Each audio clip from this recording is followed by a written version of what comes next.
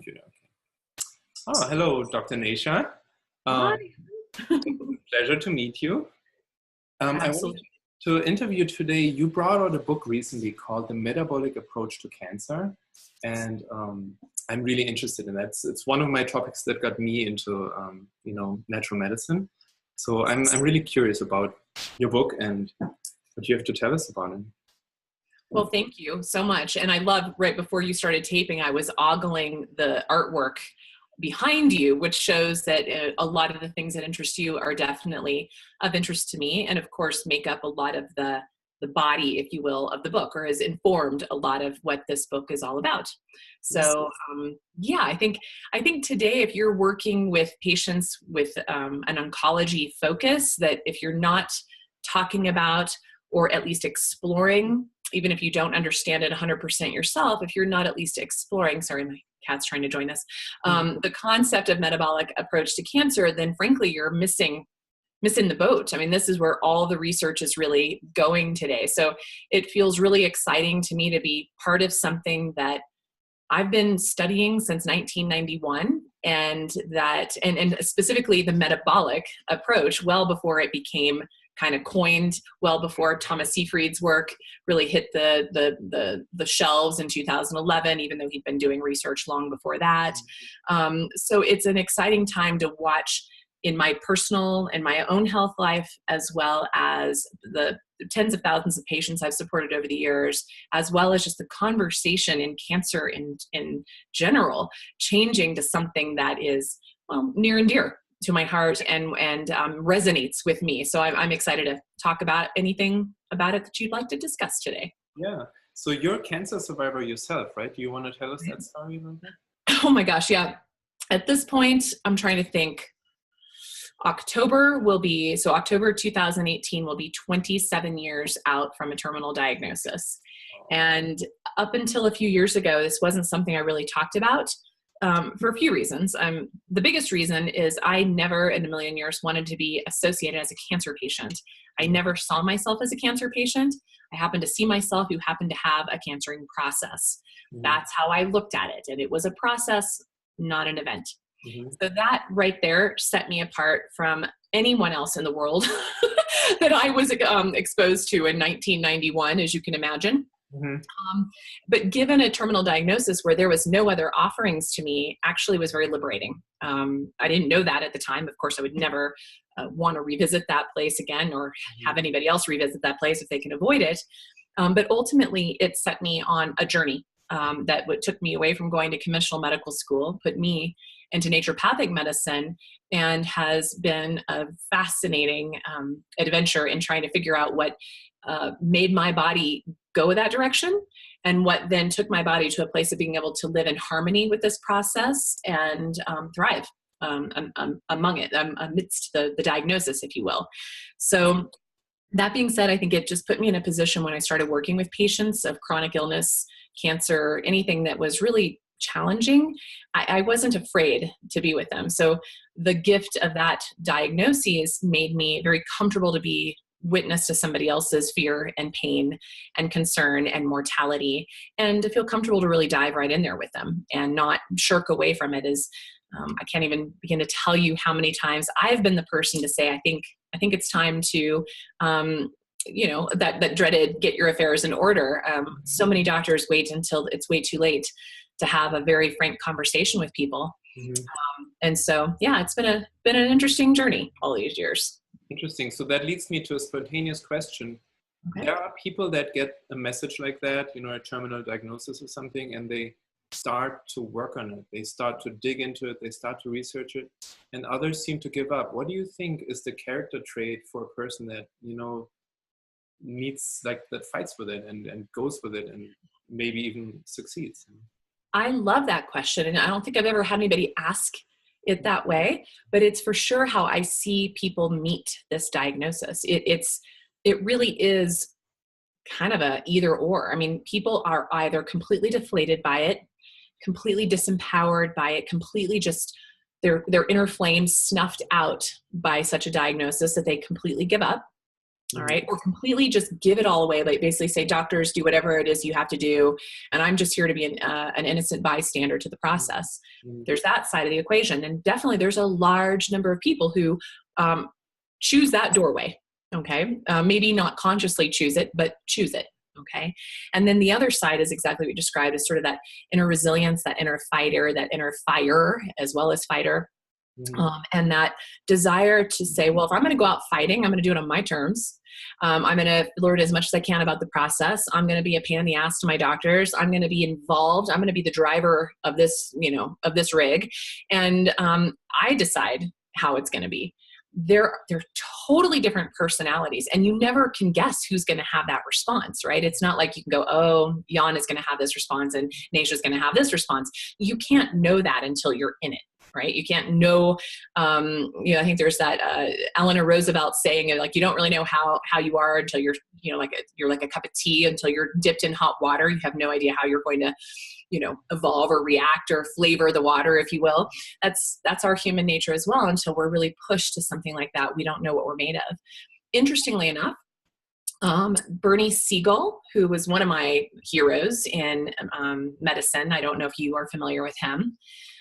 Old school. His book, Love, Medicine, and Miracles, came out, I believe it was in the mid to late 80s. Mm-hmm. It was one of the early on books I read after my diagnosis that really gave me more fodder to work with in my own process.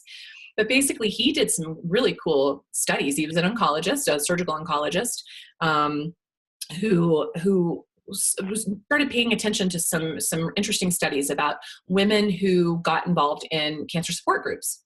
All right.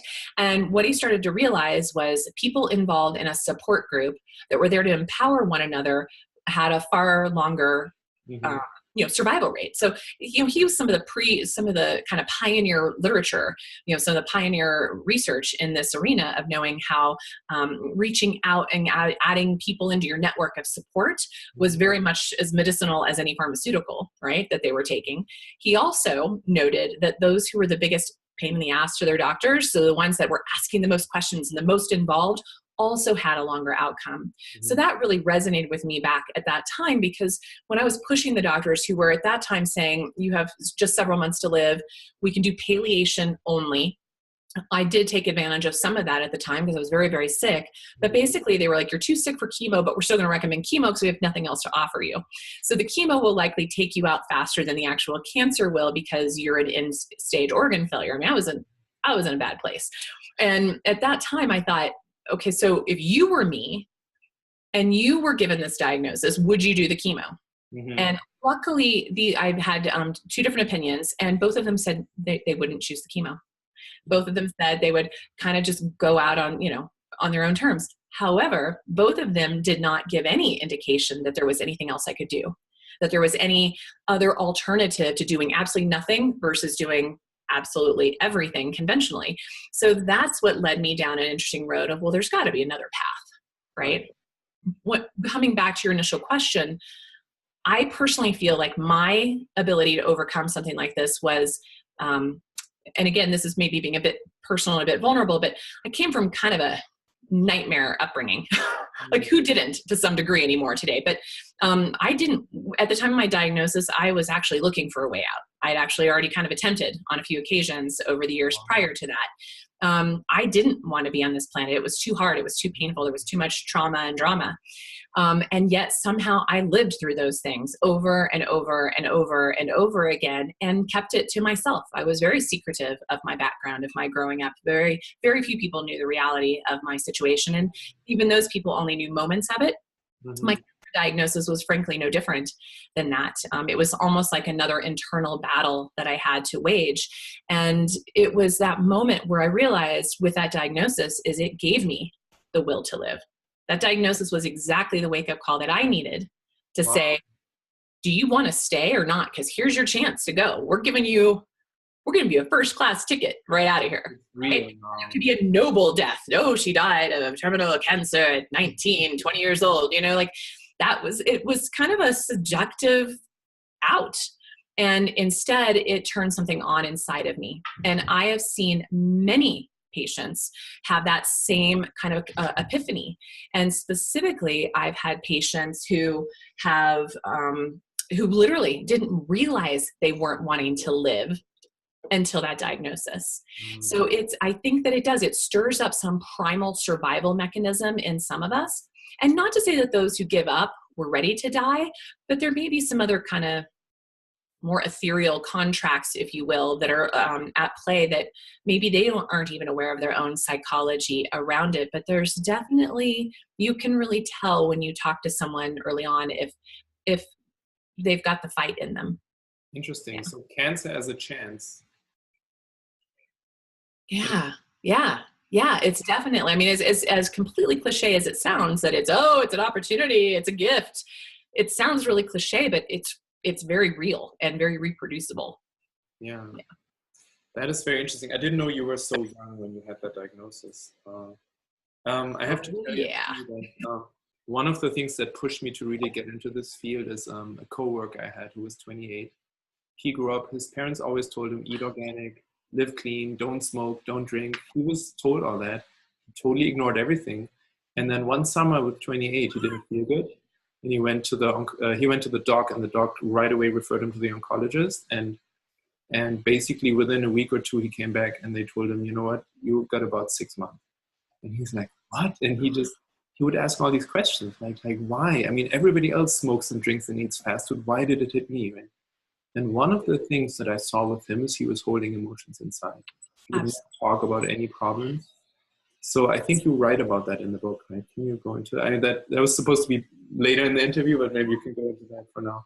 Yeah, but no, I love that you bring that up, and I purposely keep the chapter on mind body at the end, because I know that everyone has to go through that phase, but everyone goes through that phase at their own pace, at their own comfort zone. But I have yet to meet a cancer patient, or frankly, a chronically ill patient, who has not got their demons, who's not got their traumas. And I've had a few that told me they didn't initially, but came back months or years into the process and said, oh my God, yes, I did have this experience. And I didn't even realize. We are so good at, our minds are so good at concealing things for us so we can cope. So we can survive the unsurvivable, the unthinkable. It's an incredible survival mechanism, and yet it sends off all kinds of really toxic chemical, expressions, cytokines, etc., into the body that keeps the cells hyper engaged. That those cells have no idea that you're not still experiencing the trauma. Right? They don't know that you're no longer running from the saber-toothed tiger. They're still in that because you're still completely suppressing or containing or repressing that energy for whatever reason. We have our very good reasons in doing so. Some of them conscious, some of them unconscious. Wow. But man, it's a doozy. You got to go down that road eventually. Yeah. I tend to tell people, think about the 10 terrain processes that we talk about in the book. The canopy of that is basically the epigenetics. So that's what we came in with. That was the hand we were dealt. Behind you are all the pathways around that and how that works in our chemistry, our physiology. And then the root, that's the foundation of which that tree is growing out of, is the microbiome. Okay, so that's how, basically in Chinese medicine, we would say that's how heaven interacts with earth, right? But the trunk that connects that interaction is the mind, body, spirit, right? And so if you are, disengaged, if you are unaware of your canopy and you are not tilling the soil and you are not looking at what is growing out of that soil as the trunk, you're really missing the big picture on how to bring yourself back into balance. Yeah, it's very interesting. We do have these questions too in the functional medicine world where we say, how did the patient get so sick? What made them get to this point? Yeah. All the warning signals, everything. Yeah. And I've got one of my patients, she uses this description so beautifully. She said, I imagined myself for all those years, because she was like everybody else when she was diagnosed with cancer. How is that possible?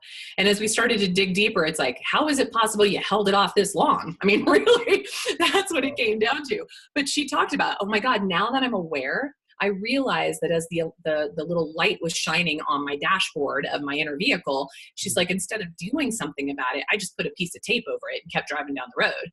that is what we do unconsciously every single day, or consciously, like maybe that's why we pop an ibuprofen, or why we take our antidepressant, or why we medicate with food, or whatever it is, but we may not be conscious as to the fact that we are suppressing what needs to be expressed.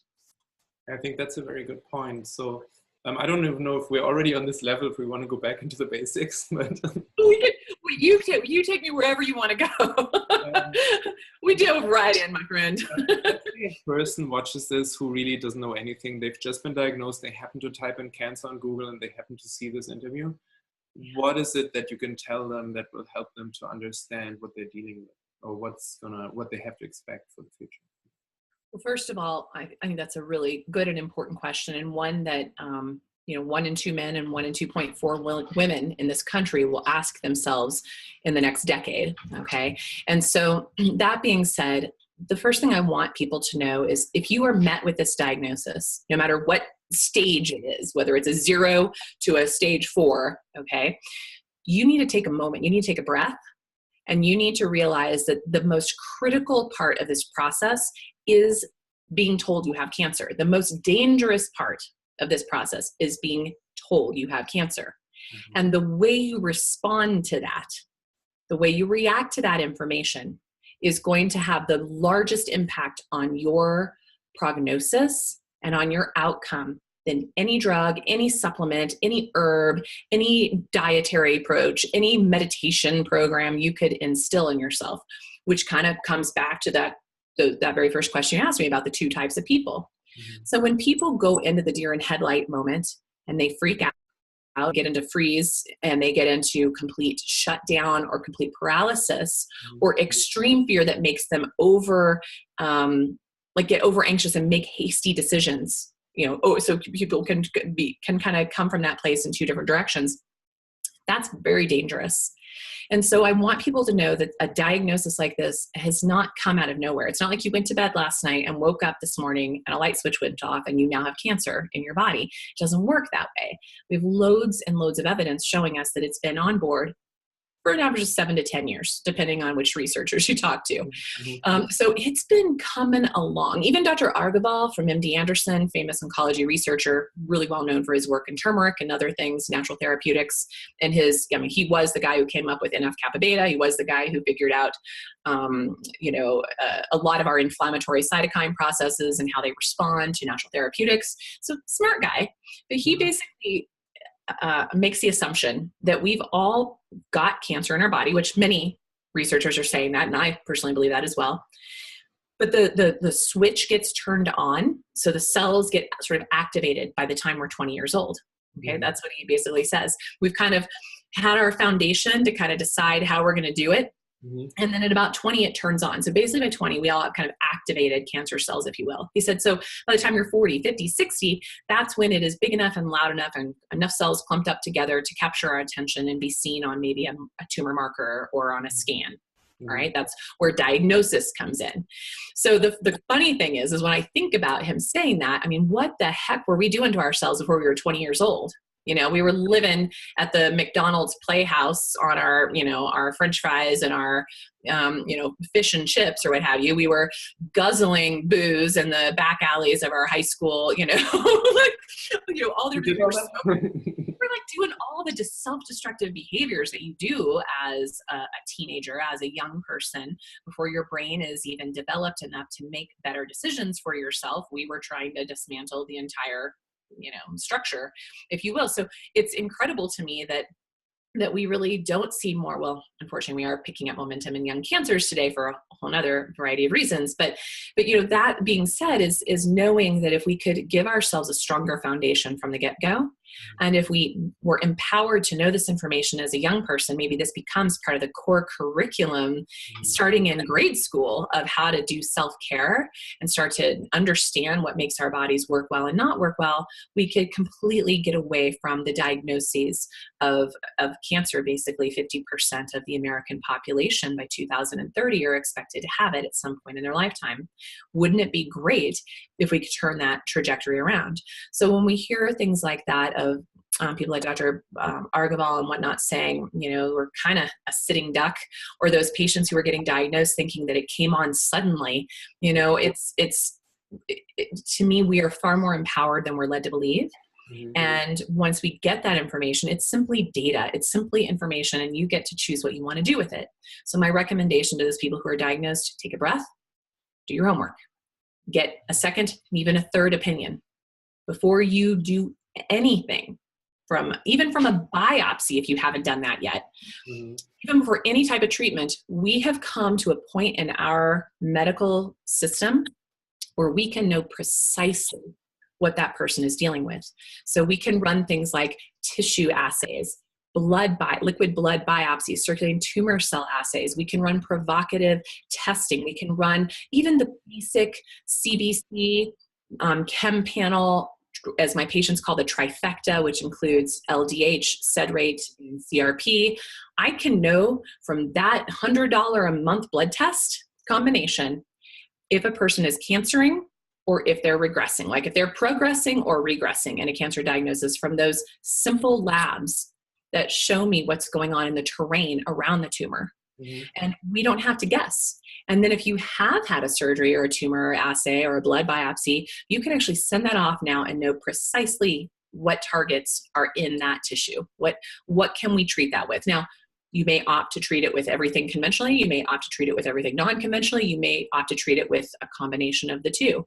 But for instance, if you see a KRAS mutation, there are certain medications, pharmaceuticals that target that mutation. However, there's also a lot of tools in our functional naturopathic toolbox that address that mutation as well.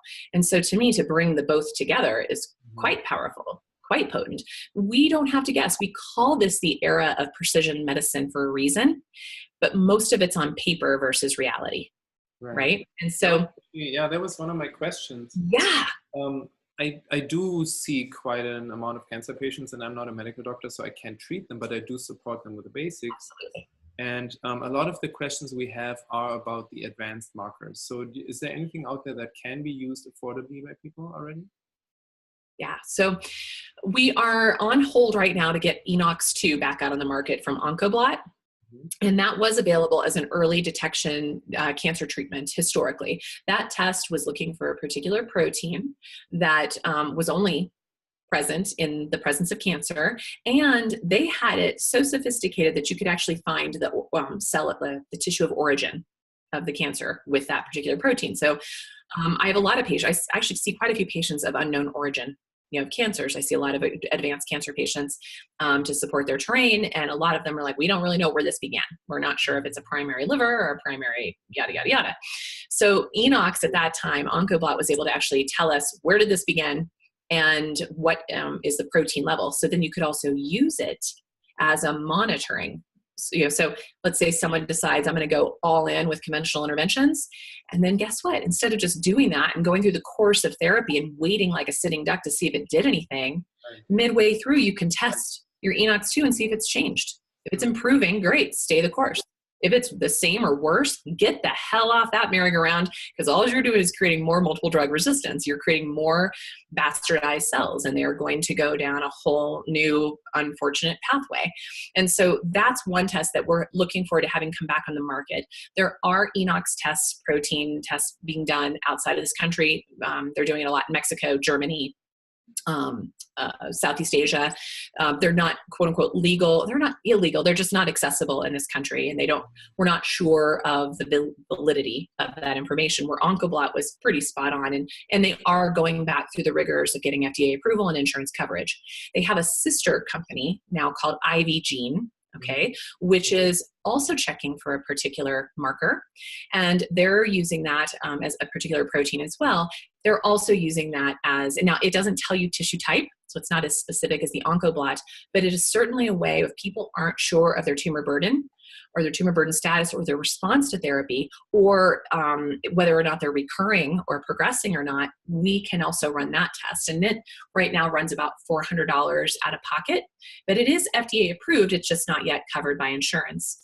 And then we've morphed into the era of the blood biopsy, the liquid blood biopsy, the circulating tumor cells that have come a long way from the AREP CTC tests from 10, 20 years ago that I was using, or the AMAS test, or some of these others that are a bit dated. They're still used, but they aren't quite as sophisticated as some of the new technologies where we can be even more specific with the platforms that are being offered today. And there's entire symposiums, worldwide symposiums on circulating tumor cell liquid blood biopsy tests all over the world. I get invited to speak at them on a pretty regular basis.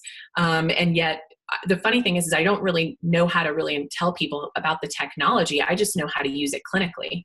So it's funny because all these biotech companies, they're super excited about their technology, but doctors don't seem to know how to use it. So when they meet somebody geeky like me, they get excited, right? And they want to know, well, how did you figure it out? I'm like, well, I just am a critical thinker. That's how, I just start to watch, this is a really cool tool to use, because 4, 5, 6, scans in your lifetime is as much radiation as Hiroshima. So we know ionizing radiation causes cancer. So how the hell do I expect to heal a cancer patient by scanning them every 3 months? Right. It's an impossibility. You are absolutely creating something new in that it's a matter of time. Scans, not even the interventions, just the CT scans. Right? Absolutely. It's like, here we go. So we're just kind of adding to the fuel of your fire. So there's that testing. And then of course people with the, there's even some genomics blood testing. I think it's Guardant 360 is one that I use a lot, but there's a lot of tissue assays as well. So if someone has gone in and had their tissue pulled out, instead of just looking at pathology to go, oh, ER/PR positive, HER2 negative, Ki-67 score, yeah, that's fine and dandy information. Also, frankly, misused by our profession, our both conventional and non-conventional profession. People don't even know how to interpret that basic data. On what that means. So for instance, I can't even tell you the number of doctors who say, oh, you're you're ER/PR negative, so therefore you can continue to take your hormone replacement therapy. I'm like, don't you realize that hormones in and of themselves are a growth factor? I don't care what the tissue is, what receptors are on the tissue. I care what's communicating into the terrain around it. And you're telling it, grow, mother, grow, all the way around it. Of course, that's going to translate into this to this tumor, whether it was ER/PR positive or not. So that's one big mistake. Or a Ki-67 score, for instance. If it's below 25%, that means you have a low proliferation rate, and that means that patient is not going to be very responsive to chemotherapy or radiation, right? It's like, do not even waste their time. It's like you're going to cause more harm, and yet everyone just ignores it and just puts everybody on standard of care. Or the patient who, I'm trying to think of another good example. There's so many of them where I'm always in awe that they're not even knowing how to utilize their information to, I know I was going to say radiation. When it is appropriate, if they have an elevated Ki-67 score and they have a tumor type that is historically very responsive to radiation, if the patient has any elevation of blood sugar or insulin, those cancer cells are desensitized to the radiation. So basically, we're just pushing everyone through the system, through the old algorithm, because that's what we do, without saying, you know what, you're going to have no response to this. It will make more aggressive cells, and it will likely increase recurrence and progression in the future. So why don't we take a few months and get your diet cleaned up, get your insulin down. First of all, that will likely stall the growth of the cancer anyway. And then if radiation is still appropriate, we will use it and you'll respond to it much better. So those are the types of strategies that I look at. Why can we not be doing better with our conventional oncology? As you notice, I haven't even talked about naturopathic or integrative oncology. I'm just talking about the fact that we have all this amazing information and we're not using it in the general basic sciences, in general practice, in oncological practices. Yeah. What I see is that both the clients and the practitioners don't know that information. So you know the practitioner side more, I know the patient side more. So the big jobs, it seems like people need us to educate them about, what to expect, what to do, and where to find it. And then at the same time on the practitioner level too. Right? You got it. And that's exactly what I'm working on this year. And I've got a few big groups of people that are helping me put this together because it's a data nightmare, and it's given my limited hours in the day and days of the week in my own life of consulting and living and doing all the rest of the work that I do. I'm needing help to get this out there. So we're definitely streamlining some of these processes of what do you do when you're first diagnosed? Exactly this conversation. So we hope to have some great literature and information out there for patients before the end of the year. The same token for doctors, because I even find that well-seasoned oncologists or even oncology-centric practices, whether they're integrative or not, do not know how to use the data available to them with their patients. And it can certainly enhance all the outcomes, no matter which direction a client goes. And so I would really love for that to be in the hands of my colleagues, because I'm only one person and I can only see so many people and supporting them. And right now I'm booked into the end of the year with new clients and into the middle of the summer with doctor consults, because on Wednesdays I just teach doctors this stuff. And so it clearly someone wants the information and clearly people are finding out that it's available to them. But I can't see any more people than this, right? And the part that gets me and why I'm passionate about getting this educational platform out there for both patient and practitioner is I'm losing too many people in what we call the waiting room, right?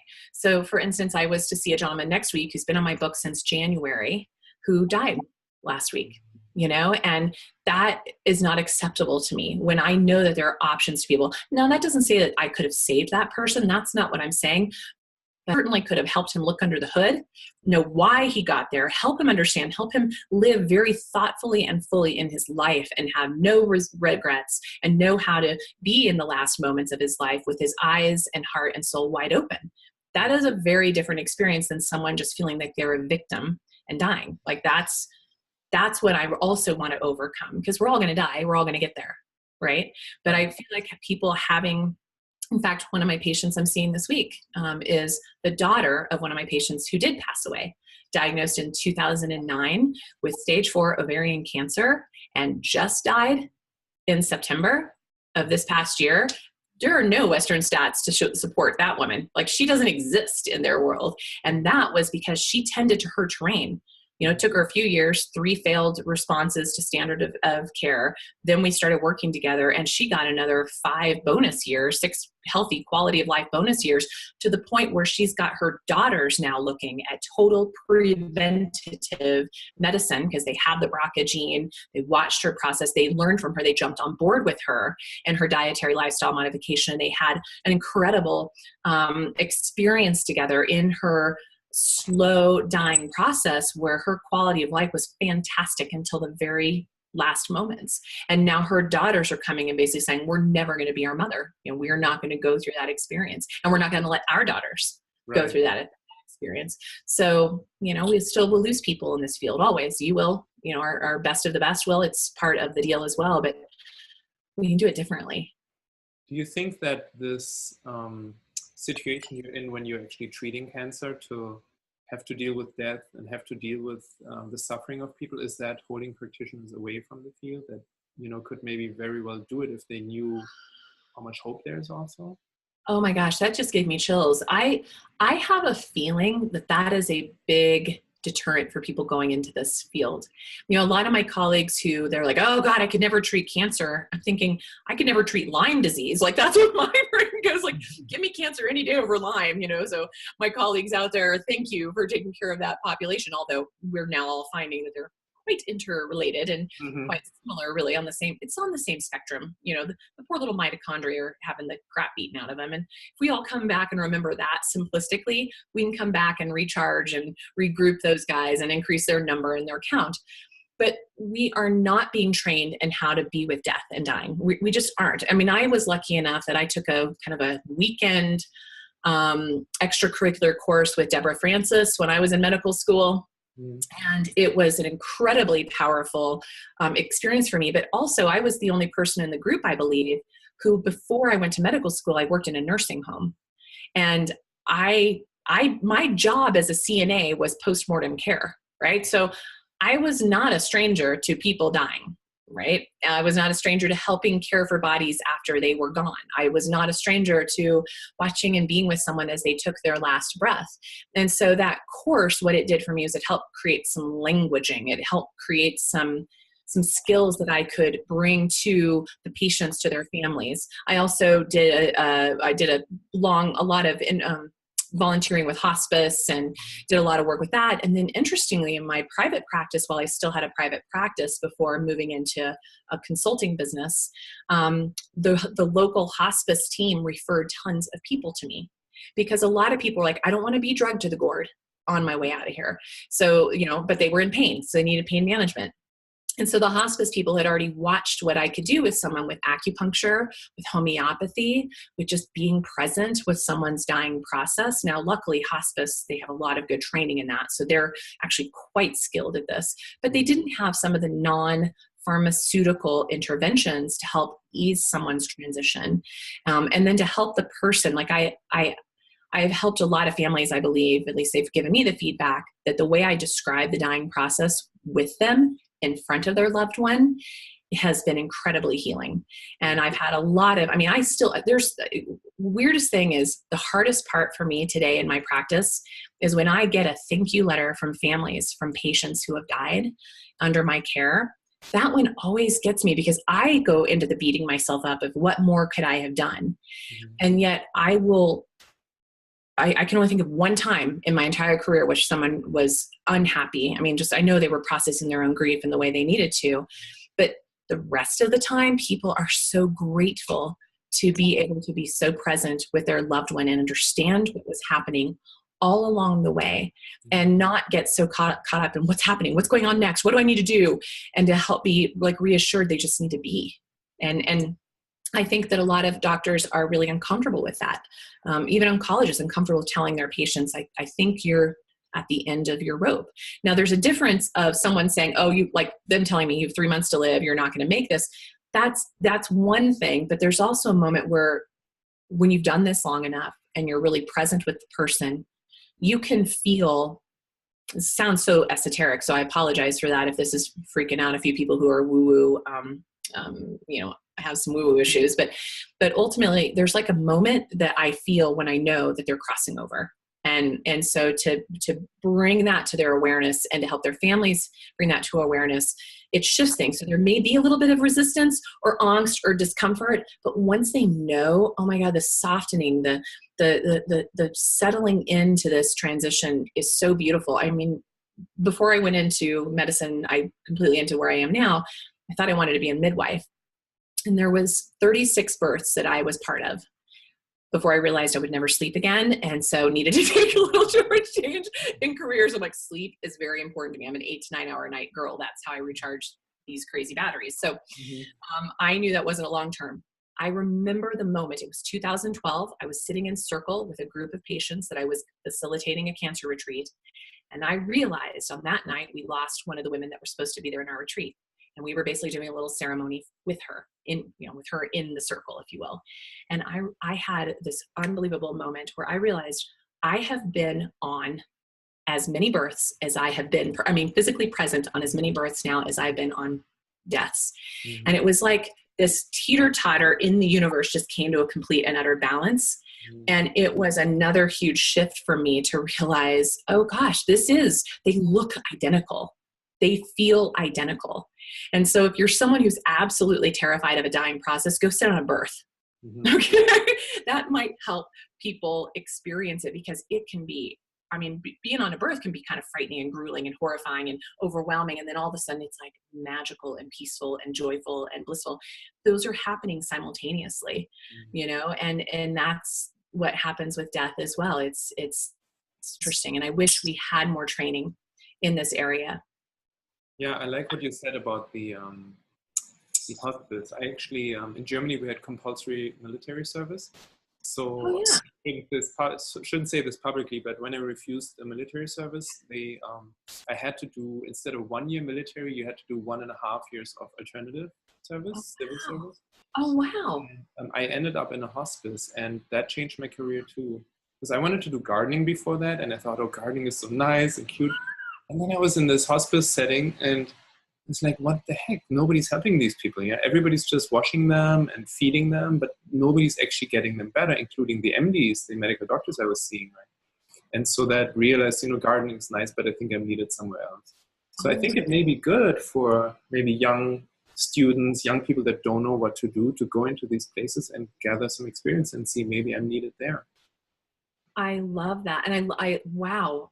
You were sort of gardening though. I mean, really, you were like tending gently the soil and, just being present with it. That's a really beautiful experience. I wish that we all had to give that type of service out there. In other cultures in the world, death is right there with you in life. So I spent a lot of time traveling in India, and I had this moment where I came around a corner and I saw this group of people carrying this beautiful like thing in the air, and it was covered in gorgeous marigolds. Like, oh my God, it's so beautiful. What is this? So I'm following them, da, da, da, and I realize I'm in this procession. I'm like, cool, what are we doing? And we get to the side of the river, and they go down to this big slab in the river. I'm still like naive 21, 22-year-old. And I start watching them pluck the flowers delicately into the river. And all of a sudden I realize that's a leg. Oh my God, that's an arm. Oh my God, that's a body. Oh Lordy Pan. Like, it was just this psychology of this total awareness of, I am watching a funeral. I'm just part of a funeral procession. And then I watched the whole process where the sons, I put it together, and people helped translate it for me as well. But the sons were coming and they were oiling the body of their father. And they opened his mouth gently and placed oil in his mouth and lit it on fire. And then I hung out for a few hours during the process as they basically stoked and tended the fire. And it was beautiful. And people were singing and chanting and praying and blessing and coming, and some people taking their chance to stoke the fire, and this whole moment. And like kids in the river, you've got kids like playing on inner tubes, and you've got people washing their water buffalo, and you got people like washing their cars and their clothes, and life is going on around this. It was so present and in your face, and yet horrifying and beautiful, but real and present. And where in our world would you ever go see that? It's so private and secretive, and you don't get to see that part of the process, Right. So they have a very different relationship with death and dying than we do in the Western cultures. And in a sense, I mean, no matter what people's, religious opinions are or feelings, but in a sense, a lot of people realize when they see a dead body, that's just the body, right? So it's not the person is gone, or the soul is gone, right? So. Yeah. And you'd hope. I mean, I guess for me, in kind of our science minds, I always believe that, the concept, energy is never created nor destroyed. So it's just transformed and goes elsewhere. And another woo-woo moment is when I was working in the nursing home, the first person that I was with as they took their last breath was a woman who is really well known in our community. There are things in my town that are named after her and her family. It goes back lineages. She was alone. There was no one around. She'd been in a coma for 2 weeks, and I happened to be my first week on duty, 18, 19 years old. And it was getting to be dusk, and I was going around getting everyone out for dinner. And I happened to notice in her room as I walked by, I heard a difference in breathing. I didn't know that was Cheyne-Stokes at the time. Now I do. So to come in, I just sat down with her, and I placed one hand on her chest because it was moving really erratically. And I placed one hand on her forehead. I don't know why. I just felt like touching her. She'd been in a coma for 2 weeks. She opened her incredibly piercing, gorgeous blue eyes and stared right at me in the lingering light that was in the room. And she just gave me this little smile and then took in this last breath. And as I'm sitting there, the light is going down. She's got this sweet smile and wide open eyes looking at me, and the breath has gone in and has not come back out. And as I'm sitting there, this sounds totally hooey, okay?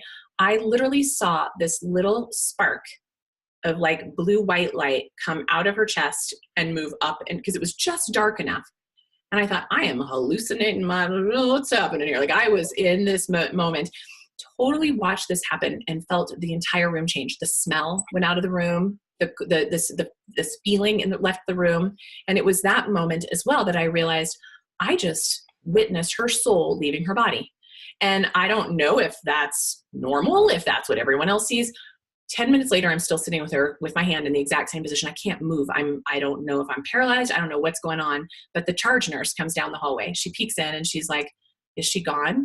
And I'm just kind of nodding my head. And she says to me, did you see her soul leave her body? Whoa. That's what and I'm like, it was like, that's what kind of broke me from my trance, if you will. And I just started bawling because it was so surreal and so intense and so intimate and so weird. And to have this person that's like the charge nurse, very, you know, she's, I think at that time was like in her master's in nursing. She now has her PhD in nursing. But incredible to have someone basically call to what I just witnessed, thinking, I've never read this, I've never seen this in a textbook. But when I've talked to people in hospice and nurses who've been with people who are dying, I've heard that story thousands of times since then. So it does tell you something, right? It's another place of peace that, I don't know, it's nothing to be afraid of, I guess. Mm-hmm. Yeah. And maybe in that sense, you could see cancer diagnosis as a chance again, but this time as a chance to maybe come to peace with the spiritual life. Absolutely. I think so. I've met many an atheist or an agnostic who had kind of a ethereal experience, if not a spiritual experience at the end of their lives that bigger than them, something they could not explain, but something that just they would say, like everyone says, I'm at peace or I feel peace. That was kind of the common theme of folks that I've worked with, you know, over and over and over again. And it's interesting. Maybe we don't qualify it. Maybe we don't give it a label. Maybe we stay away from that because that's where it can get a little convoluted. Maybe it doesn't have a language or a word to describe it. It just is. It just is. Yeah. My friend, I was very happy to see that my 20-year-old friend, he reached that state. He refused the conventional treatment, but he also didn't do good alternative treatment. So I was really anguished that he didn't do effective treatments on either side. But he did live 2.5 years instead of 6 months because he did some of his own stuff. And in that process, he reached his peace. So in the end, when he passed, everybody was like, you know, it's okay. But, oh my gosh, I've got chills. So again, it's like we have our own contracts, right? I think sometimes as doctors, we think that we have some impact on that contract or an impact on that agenda. And so I try very hard to find out what is my agenda and what is the patient's agenda on a regular basis. I'm constantly checking back in on that because there's patients that I thought they're gone, they're done, right? There's everything in their being, all their labs, like everything is done. And then they'll come back with a total not done yet. That lady's not singing here. And, you know, so many of them are actually still here, weirdly enough. And I would say I'm probably one of those as well. That's why I fell in love with Kelly Turner's work, the radical remission. Dr. Kelly Turner, for your listeners who don't know, maybe have you interviewed or talked about this on here before? Not yet. Okay. Well, you know, she was a sociologist, researcher, working in a cancer center that started hearing kind of murmurings of these spontaneous remissions. So she'd ask around and doctors like, yeah, they happen, but you know, kind of everyone kind of pushed her, but she kept hearing about them. And she'd meet people in her kind of sociology counseling and whatnot. They were like, well, my so-and-so's friend did this. And so she got curious. I mean, that's what a researcher does, right? They get curious. And she spent the next 10 years, basically, she combed the data. She found 1,000 cases of what was considered spontaneous remission. And she followed up on every single one of them. And she went to these places, she interviewed these people. So many of them were still alive, and most of them who had passed on did not die of their cancer, you know? And so she was riveted by that. And then what her research ended up being is, what are the 9 common factors, the 9 common traits that these 1,000 spontaneous remitters have in common? And that is what the book is about, radical remission, right? And so a lot of us think that that's going to be, you know, all these very tangible, very, you know, like practical, like do this diet or don't do this thing or do of the 9, 7 of them have nothing to do with anything physical. They're all on the mental, emotional, spiritual sector, right?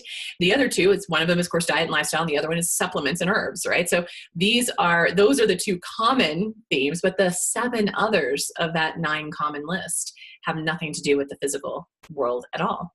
So I was so blown away because when people ask me about what in the world I did, I'm like, well, first I'm still doing it. And I think you were privy to a conversation where a medical doctor kept saying to me, oh, well, amazing that you're through. I'm like, I'm not through this. I'm still in it. I'm still living. I'm still on the path. It's still a process. I'm still learning. And it's hard to think that there's like a distinct start and a distinct finish to this. That doesn't exist. And that's a paradigm I try to train into my patients as well. and my colleagues. And that if you kind of get seduced by the idea that it's a one and done and like, oh, done with chemo, ring the bell, you're on with your life now. No, you're just getting warmed up.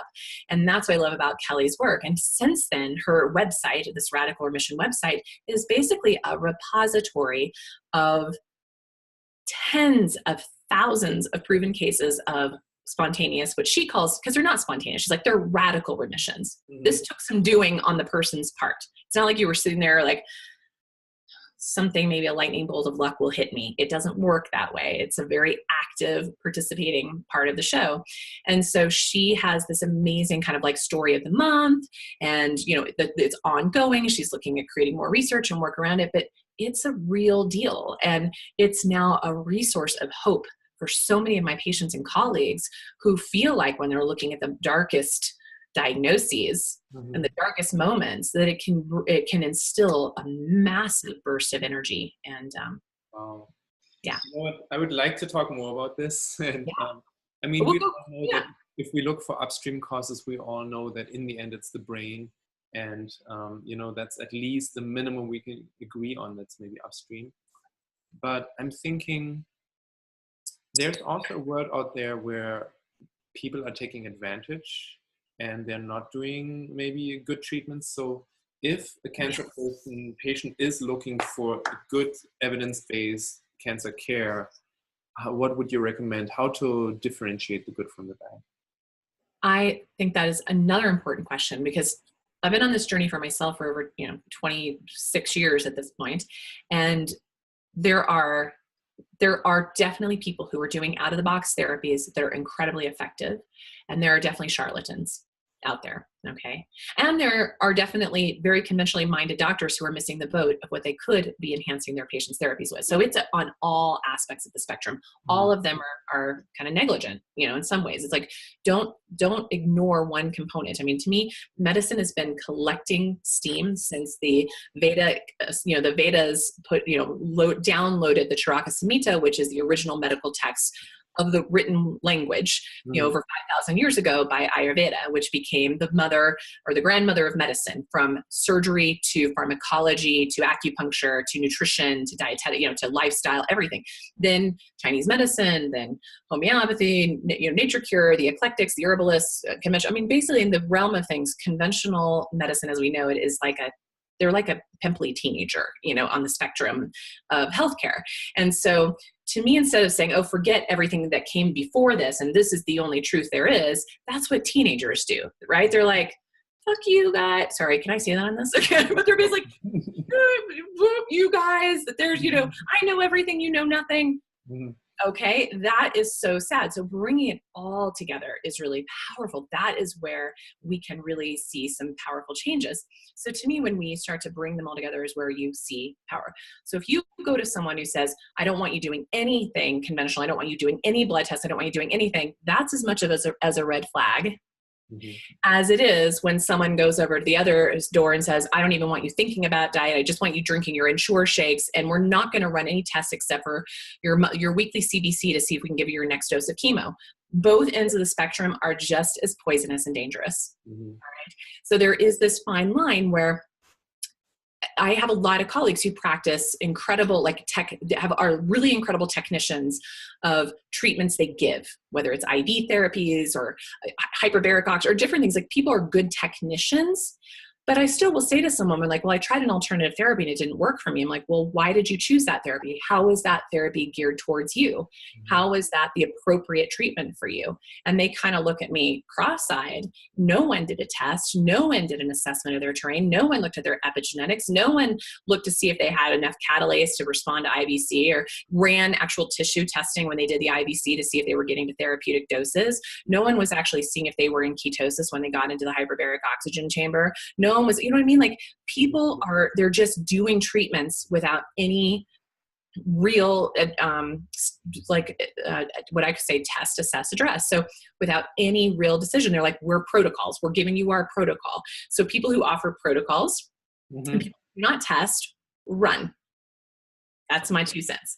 And then the other end of the spectrum, when people are like not even willing to have a conversation about how to enhance your conventional therapies, I would run from them as well. And usually the other thing I saw is maybe people that say it's my way or no way, right? So, oh, goodness gracious. And that happens on both sides of the fence as well, right. you know? And so that's the place is, I don't know if it's because I'm a Libra, so I'm all about the balance and kumbaya and everyone, you know, can play in the sandbox together. But I see wisdom from all these different facets, old and new. And I also see what's on the horizon of where medicine can go. And I want to be absolutely part of that. I want to be the change maker. I want to be the person to help make it so that here's my dream world. You get diagnosed with cancer. Before they even poke a hole, because they found it, maybe they found a tumor on a scan, before they've even poked a hole in it to biopsy you, you have a circulating tumor cell done. You have basically a liquid biopsy done to see what the targets are. Then you prep your body properly for the tissue assay or for the biopsy or for the full-on, you know, cytoreduction, you know, the reduction of the tumor. You send that off to tumor testing. You get an epigenetic test on them. You get a genomic profile of them. You get like I said, the blood and the tissue assays, molecular targets.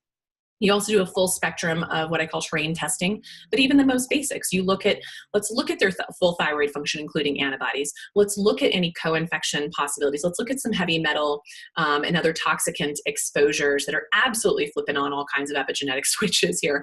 Let's really take a thorough family, personal medical history. Let's really look at where they've lived, take the zip codes through like environmental working group, look at what their water exposures are, look at all these different things that are coming into the organism that's impacting them before you even start a conventional or other treatment strategy. You know exactly what roadmap you need to do. And that is basically what I do with patients today, but it's very part and parceled out. We have to pull it together, and you have to have some deep pockets to run some of these tests because a lot of them aren't covered by insurance. But eventually I'd love it to be there is this is your checkbox of all the tests you run if you are initially diagnosed. This is the checkbox of tests you run if you have a recurrence or a progression of disease. And this is the checkbox of things that you run early on, maybe starting at 20 years old and maybe every decade to assess your whole terrain and change the course before you become a building engulfed in flames. Wow. That's where medicine is going. That is true precision medicine. Right now, the precision medicine moonshot initiative is frankly words on paper. It's not changed our outcomes one iota because they don't know, they're maybe testing now, but they don't know how to use the data.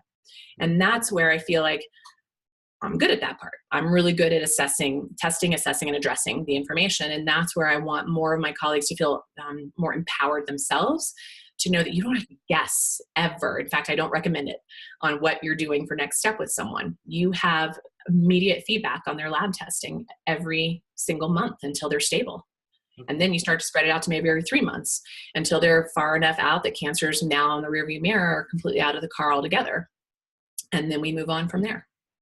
So we both know that there's a handful of practitioners, or maybe more than a handful, that think like that. And we have the vision of what medicine should be like, and we have the clinical experience to see it work. How can we reach people like the insurances, the insurance CEOs? I see a lot of people that don't have a lot of money. And like cancer is a deep pocket disease in general for everybody, insurance and patient. How can we get these people to get on board and support this mission, this vision? I love that. So I'm working these questions right now. And part of it is data. This is an industry that is data driven. They're metrics driven. So I don't know when this is going to be recorded or when it's going to be out there. I'm under 1 million NDAs right now, but basically we are looking very much at a data collection repository that you can actually go in and say, I want to look at this data point, and this data point. I want to see how they all pop up, right? Then you can know, okay, pancreatic cancer with this set of markers, with this age group, with this tumor type, with this treatment protocol or this treatment approach, conventional or by itself, alternative by itself, combinations by themselves based on these and these and these factors, what are the outcomes, right? We can actually start to do that.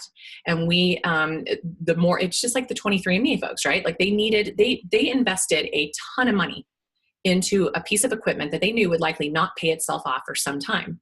And they basically gave away. They knew they weren't going to make money from the testing. They knew they were going to make money from the data. That's where they went. That's what the industry is thinking. And so they ultimately want to come down to show me the metrics and show me the money, because that's where we go. And unfortunately, that is our health system. I don't like to call it a health system. That is our disease system in this country, is based on that.